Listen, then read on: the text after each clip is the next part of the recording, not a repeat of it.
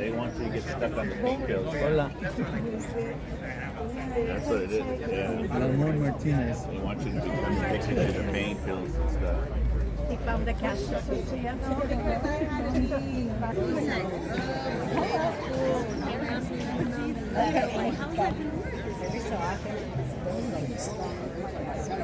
Oh, okay. Yeah. Gives a lot of credit. Yeah, I'm standing here with Joe Enzaloni, and he's a friend of Gerald. Exactly. Yeah. I guess they went to school together back Went in to the day. Bellarmine. Oh, right on. Started He's high a Bell. school. My son's a Bell. Yeah, exactly. That's a 97. No, 93. How old I was when I met you? You were a child. I said, I don't know, but you want to change my diaper? No.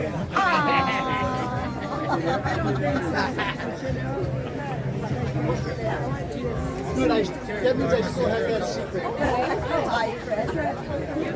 Stories on his book.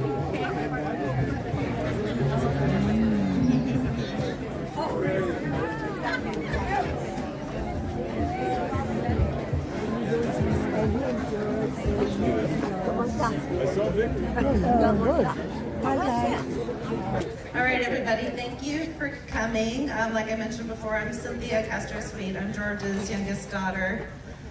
Thank you for joining us today. Thank you for being patient. My father passed away a couple of months ago, and we wanted to do it right. We wanted to celebrate him in the way that he deserves, so that took a little extra time to get this beautiful venue and get you all gathered here today. So thank you all for coming. You know, when we were inviting people and kind of figuring out who we should notify, I'll be honest, we didn't really know a lot of the names we knew of. Most of you here, but I don't think George's kids really had met most of my dad's colleagues and people that he encountered. We knew he had a big fan club. We kind of suspected there would be a lot of interest in people coming, and your presence here today, I think, really confirms just how much he was loved and how many people were touched by his life. So thank you so much for being here. And I was putting together this event, and I was looking at the size of the guest list and all the people that wanted to come. I thought, like, my long-standing thought about planning this event is like, it's a good thing my dad is not here, because he would have hated this. He would have been mortified by all of this fuss and all of this extravagance for him. He would have wanted no part of this. He'd be sitting in the way back, wanting to like just hide into the corner and not have everybody focused on him. So I'm sure he is really glad that he is not here, but we're really glad that you're all here so that we could celebrate him in the way that he deserves. And I was trying to think about, like, I wanted to find a good way to sort of acknowledge my dad and celebrate him. And you're going to hear from a lot of people who have some really lovely things to say about my dad, but I thought I wanted to do something just slightly different. So if you could maybe indulge me for the next minute, I'm going to ask you, when the time is right, I'm going to ask you to give my father some applause. So feel free to clap for him when I ask you to. If you're so inclined, feel free to give him a standing ovation. I just wanted to give him the cheers and the celebration that I think his life really deserves. So I'm going to read out a list of things that are worthy of applause, and if some of these apply to you, I'm going to give you the signal. Let's all give him a round of applause. So if my father ever helped you with something related to your education, that is going to be worthy of applause. If he ever helped you with something financial, either with advice or an offer, that is also worthy of applause. If he was ever a good role model or a father figure for you, give him some applause.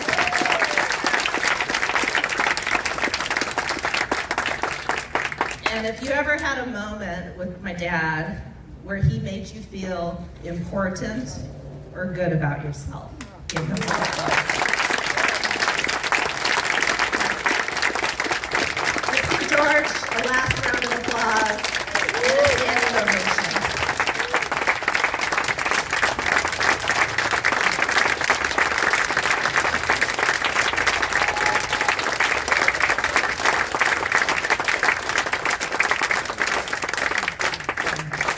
Did I jerk a tear out of a couple of you? Thank you. I thought that might be a good emotional release for us, like, you know, just kind of help us let it get it out. And I do want to end my piece with some special thanks for some people. First of all, I want to thank my siblings, Valerie, Sylvia, and Gerald. You know, when my dad started to have major health issues, we all had to step in a different way. And we all kind of like, at times we're either bumping into each other or avoiding each other, trying to figure out how to, you know, find our rightful spot to be contributing to help take care of my dad. But I just want to thank my siblings that we worked it out. We're still, you know, tight and a solid family, despite all of our challenges and trying times together. So I wanted to thank the three of you. I especially want to thank my sister, Valerie. My dad had a very soft spot for Valerie all through her life, through her childhood. And I'm about a year and a half younger than Valerie, so I got to witness my dad's just special soft spot for her. And my dad was always, you know, keeping a special eye out for Valerie in a way that was really precious. And I would say there were times in her life where she gave him the most trouble. So it was kind of fitting that at the end, Valerie was the one who really rose to the occasion, to take the front place, to really be the hands-on, day-to-day person when it came time to help my dad. When we needed her the most, she really showed up for us, and we're very grateful for that. So thank you, Valerie.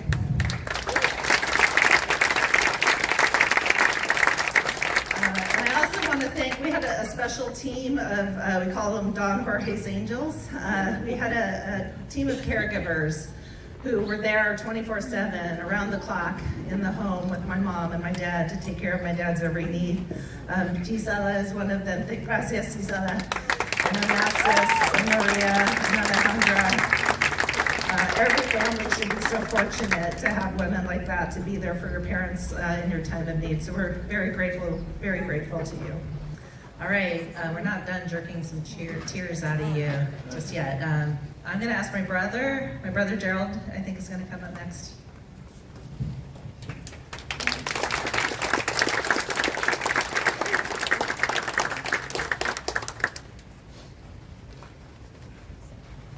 I know if I get up here and try and improvise, I'm going to be in tears. So luckily I had something printed out, and I'm just going to read it. And I will be brief because I know we can all smell the food. So I'm just going to say most of you know George as an educator, a mentor, a scientist. Of course, I know him as my dad. So I'd like to spend a few minutes sharing some personal remembrances with you. So I remember when I must have been in first or second grade when another student had asked me about my race. Of course, I didn't yet understand the concept of race or ethnicity. I couldn't even say it. But concept of race or ethnicity when I got home. So I asked my parents. And I remember my dad saying to me, "You're a Chicano." And he explained to me what that meant. And I remember a few years later when he took me to a gathering of people in downtown San Jose. The people were marching and they seemed really upset about something. My dad told me to follow them and get in line and march with the others while saying the words, "Boycott grapes, boycott grapes." And he explained to me afterward why we were marching. But of course there were times when it was just Dad being with his children. Like when he took just me and my sister Sylvia to camp in the back of the family station wagon at San Luis Reservoir and taught us how to fish for the first time. Like when he built a treehouse for us kids and showed me, as he was building it, how it was held together. Like when he built a little fishing pier off Coyote Creek running through our backyard and showed us kids how to catch crawdads. Like when he took me to a Giants game to watch Willie McCovey play one of his last games before retiring. Like when, for my 5th grade science project, he helped me build a cardboard and wood replica model of Alexander Graham Bell's first telephone.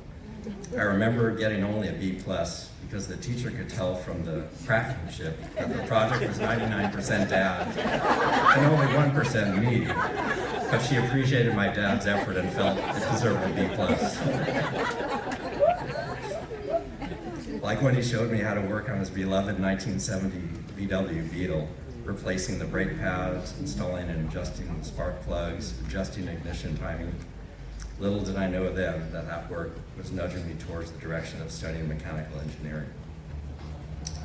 I remember a little more than a year after he had his first heart attack, when we ran together in his first ever 10K race, and seeing the joy on his face as he completed the race. During my dad's last few remaining months, there was a particular instance where I took the time to slowly tell him how grateful I was that he was my dad. Though his Lewy body dementia had long since robbed him of the ability to speak, I could tell from the tears streaming down his cheek that he understood. So in closing, I just want to say to Dad that I love you and thank you for having been my dad. I also want to say thank you to everyone here today for honoring his memory and sharing the remembrances.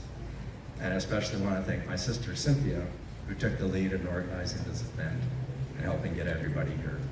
Thank you.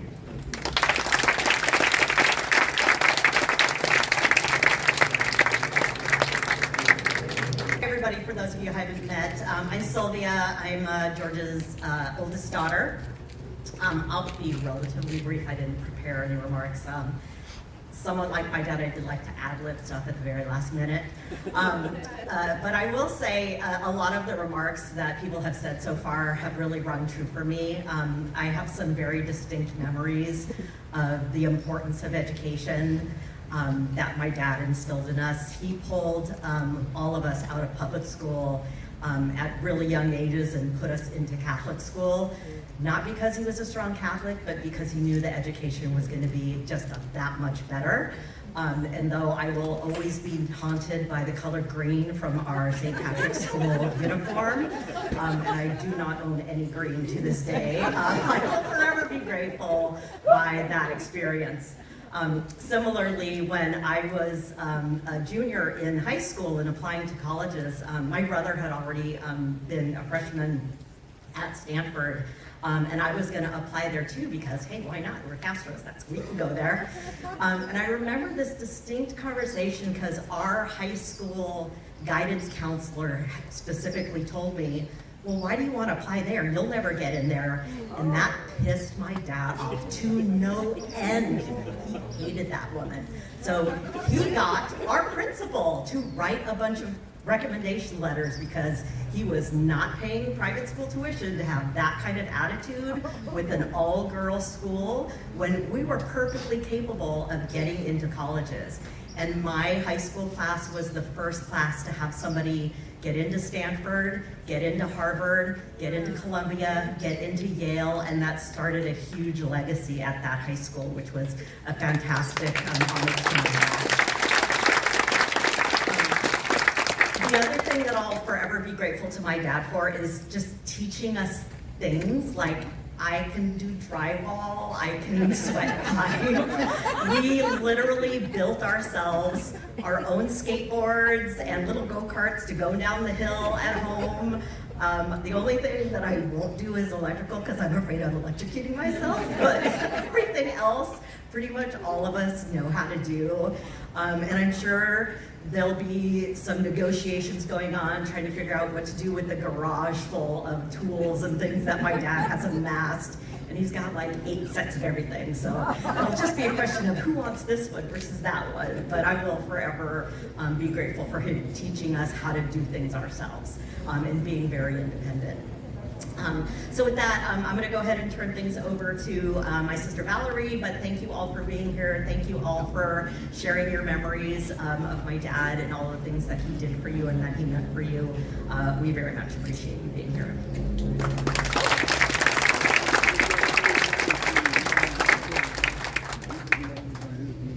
Hello, I'm Valerie, George's middle daughter. My code name is Tank.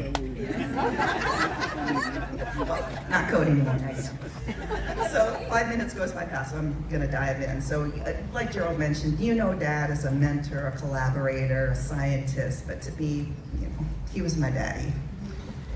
And favorite memories of Dad, a camping trip we took in '77. At some point during the trip, Dad found this random piece of pine wood lying on the forest floor, and armed with one of his 9 dozen pocket knives. He hand-carved a beautiful little dagger with a duck's head on the hilt, and he gave it to me one night at the campfire. I still have it. My siblings and I pretending to be in the '76 Olympics and having Dad judge our dives off the diving board into the pool. Now, it's true, Dad was wearing sunglasses, and he was blasting the smooth Tex-Mex tunes of Little Joe and the Latinaires for the duration of the event, but I am 90% sure he was watching us the entire time. And his scores absolutely reflected his honest and magnanimous spirit. Watching Dad pull my kids, Allie and Alex, up and down the street in front of his house in a red radio flyer wagon. The kids were having a blast, and if Grandpa was tired and a little sunburned, he never let on. Towards the end of his battle with Lewy body dementia, Dad had trouble remembering people. There was always a 50% chance that if you walked in the door, he might not know you. But I always knew when he did remember me because he would say those two magical words, "Hi, baby." And those were good days. A letter he gave to me the spring before my high school graduation in which he wrote about his Chicanismo. And this is a quote, "I am of Mexican descent, and I know the people. And it is because I have had the opportunity to know our people and other people that I understand that we are all the same, except for our circumstances. There is great injustice in the circumstances, and that is what must be fought." So, Dad, thanks to you, we will keep fighting, and you have set the standard. And I'm going to close with a poem because I don't know if some of you knew, at some point Dad was a guest lecturer at Santa Clara University, and the course was either Poetry for Scientists or Science for Poets. I can't remember, but I found a poem that seemed fitting from E.E. Cummings. "I thank you for this most amazing day, for the leaping greenly spirit of trees and a blue, true dream of sky, and for everything which is natural, which is infinite, which is yes. I who have died am alive again today. And this is the sun's birthday. This is the birthday of life and of love and wings, and of the gay, great happening illimitably earth. How should tasting, touching, hearing, seeing, breathing, any lifted from the know of all nothing, human merely being, doubt unimaginable view? Now the ears of my ears awake, and now the eyes of my eyes are opened." So thank you, Dad. You opened our ears and you opened our eyes.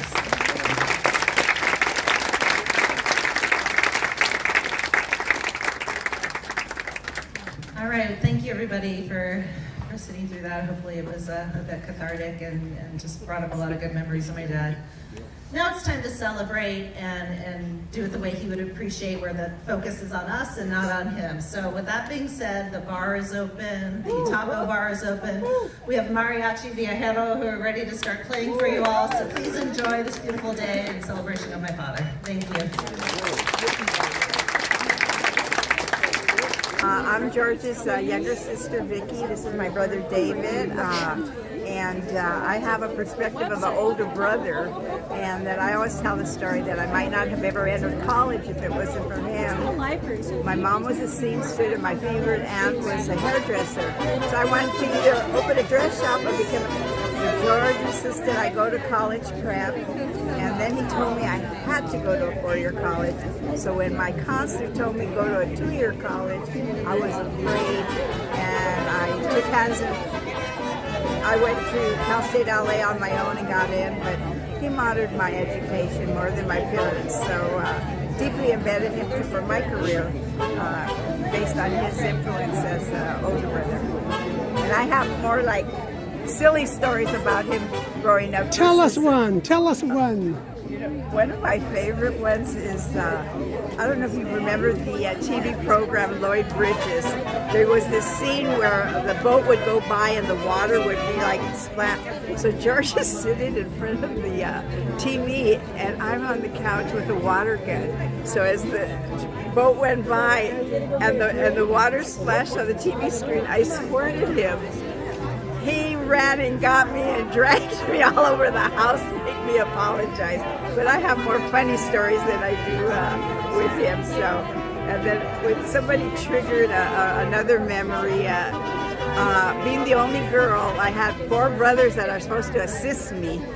I got a flat tire, called home. George shows up. I think my older brother's going to put the tire. No, he had to show me how to do it for the future. And I was so pissed. What do I have older brothers for if you can't just even fix my flat tire? So there's this scene going on, but he was always a mentor to me. I appreciate that. Vicky Castro, besides being George's sister, was on the Los Angeles Unified District School Board. She had a lot to do with improving the schools of Southern Cal.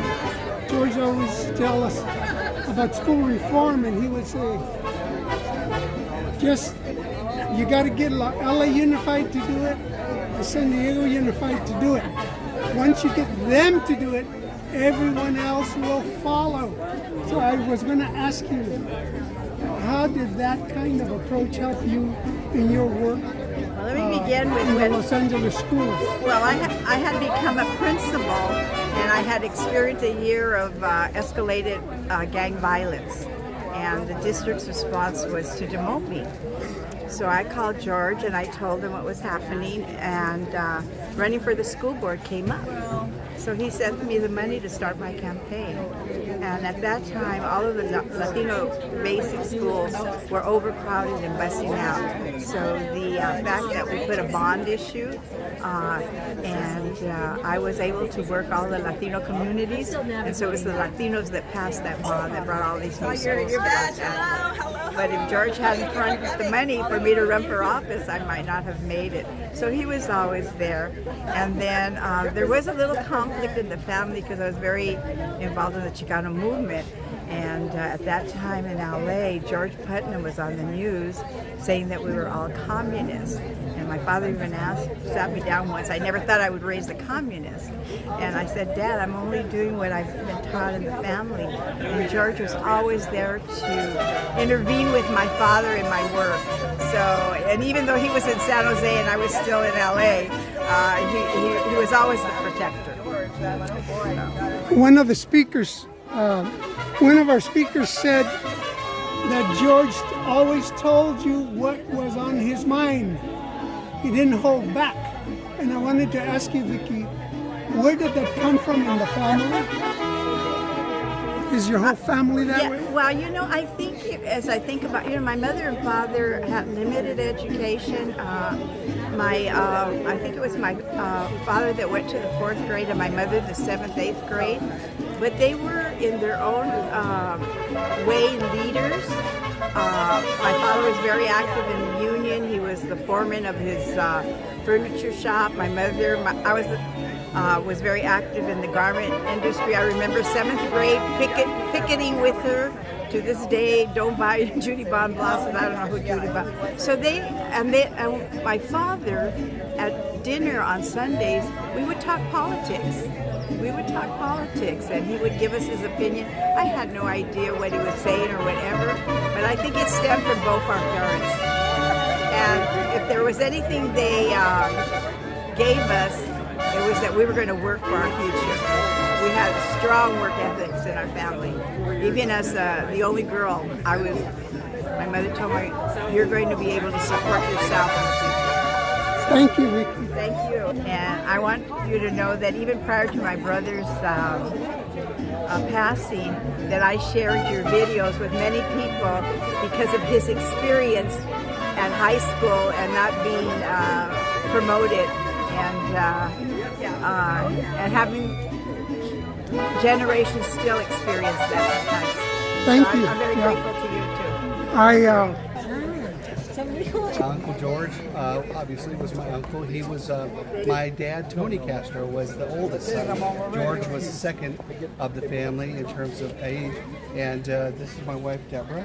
We lived in Southern California with the rest of my family, and Uncle George was a vital part of our life. Even though we would rarely see him, thanks to him, we were able to get our first house. He gave us a lot of guidance because Tony, his brother, Larry's father, passed away at age 52.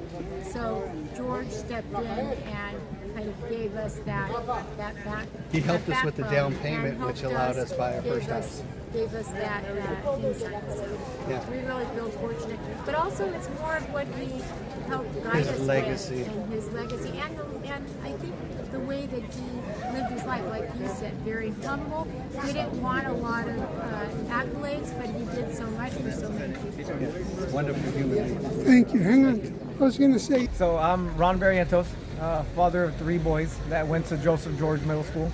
And the first 2 were able to attend Mesa programs for their entire middle school time with Dr. Castro and Alba, right? Yes. Yeah, and physics. And I thought it was, something good for them. Kept them out of trouble. Not really an after school, like he said, just homework. They both spoke very highly of Dr. Castro. My oldest son is the one who signed us up for today. And just wanted to make sure we were able to come and pay our respects to him. what are your sons' names? Paul Joseph, Max Alexander, and Dominic Luke. And so tell me about each one and what they're doing now. How old are they and what are they doing? So 24 years old. Paul's 24 years old. He went to San Jose State for his first 2 years after he graduated. He's taking a break right now. He works in the warehouse industry right now. He's a professional receiver. He's been in that workforce for about 6 years. He's looking to go back to school, and I think he wanted to do environmental engineering. My second son, Max, is 19 years old. He's going on his second year at San Jose State University as well. And I believe he's doing a field of engineering himself. And Dominic, our third son, is an 8th grader, and we're trying to figure out where he's going to go for high school. Barrientos family from Mesa.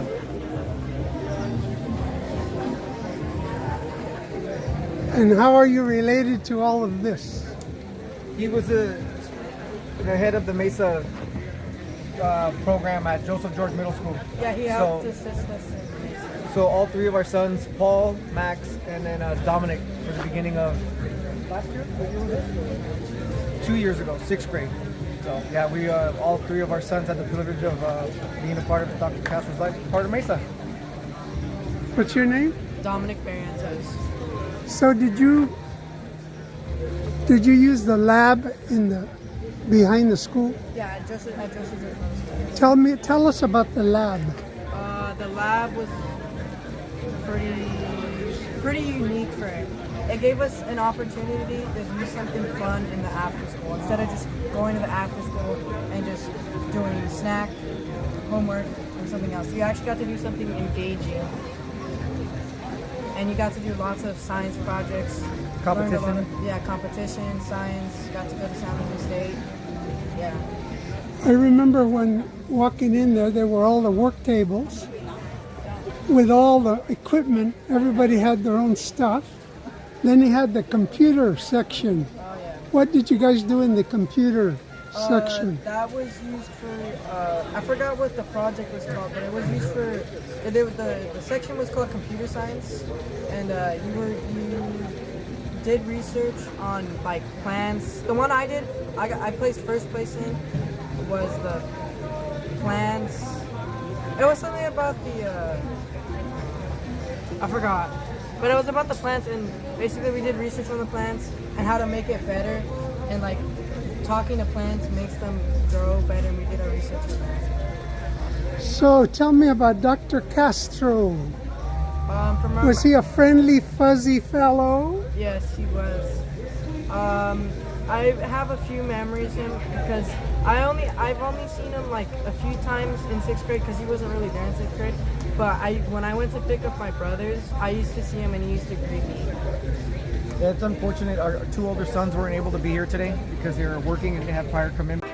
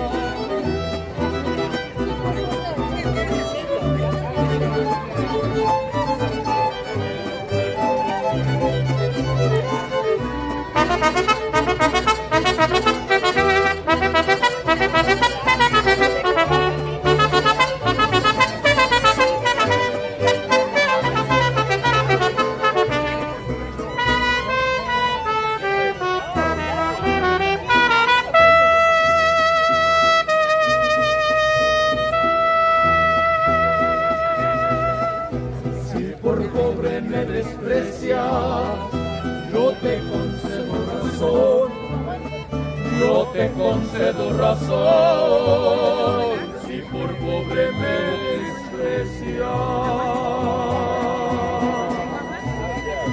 Yo no te ofrezco riqueza, te ofrezco mi corazón, te ofrezco mi corazón, a cambio de mi pobreza.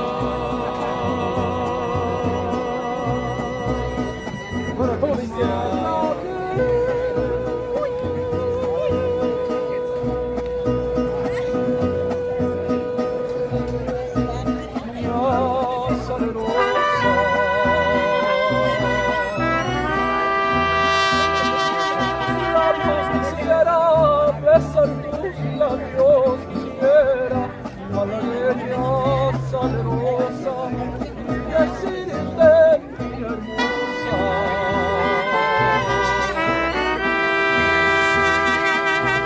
Eres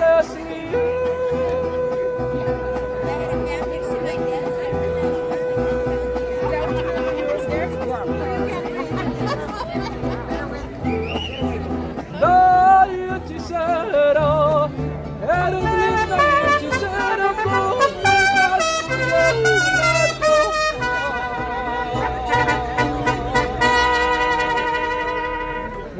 el canto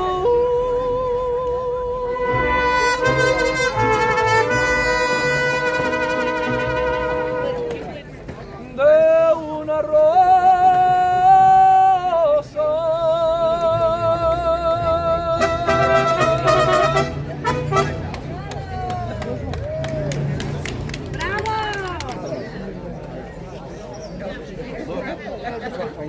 Yeah, so you guys practicing medicine.